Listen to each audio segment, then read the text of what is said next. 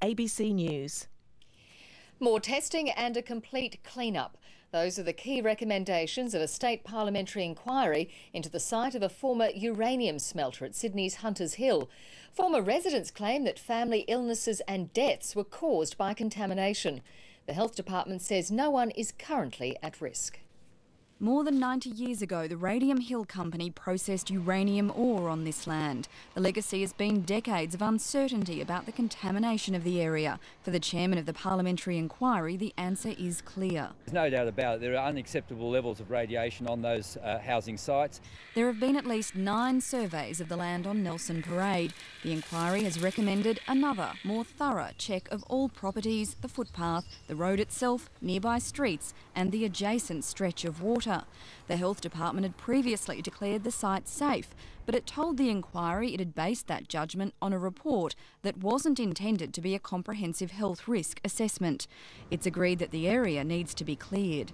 We'll be looking very closely at it and making sure that public health is placed front and centre. There's been a bipartisan degree of neglect, but the fact is that this government now has had more than 13 years to try and deal with this issue. There's also the question of compensation. The owners of number 11 Nelson Parade want the government to hand over about $4 million. It's been an appalling saga of neglect and delay. Several people are known to have died from cancer after living in the street, including Iris and Fabian McGrath. Their daughter Katie was a toddler when they lived at Nelson Parade. She told the inquiry there'd been a cover-up. This information was held from residents. My parents wouldn't have purchased a house when they knew it was on top of a radioactive waste dump when they had 4 young children. The inquiry found it was unable to form a view as to the contribution the contamination may have made to these deaths because of the difficulties in linking them with relatively low doses of radiation, and no amount of retesting is likely to change that. Emma Griffiths, ABC News, Sydney. Older, wiser and busier. Grandparents are increasingly being asked to take on childcare duties, and that's good news for their grandkids.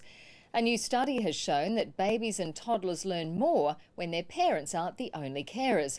But not everyone's a winner. While some grandparents enjoy spending time with their grandchildren, experts say they need more support. Okay, your turn. Carol Deek, lovely nanny to her grandkids, has a full board. Well, I can look after 10 at any given time. She's not alone. About 1 in 5 Australian kids is cared for by a grandparent, and a new study says that may not be such a bad thing. The vast majority of families really benefit not just financially but emotionally and in the development of their children from having grandma and granddad around. The latest instalment in an ongoing study of 10,000 Australian families shows that children aged between 3 and 19 months learn more if parents aren't their only carers. For 350,000 Australian infants and toddlers, that means grandparents. Oh, I get absolute total pleasure from looking after them. And I know it's a very important thing to do for the parents of the children. It's a positive experience for most, but it can be a double-edged sword for the grandparents who are older or full-time carers. Look, in many cases, grandparents are picking up the slack, and it's certainly true that a lot of grandparents are doing this heavy lifting for families in increasing numbers in Australia. The government claims it supports grandparents through the family tax benefit and the childcare subsidy.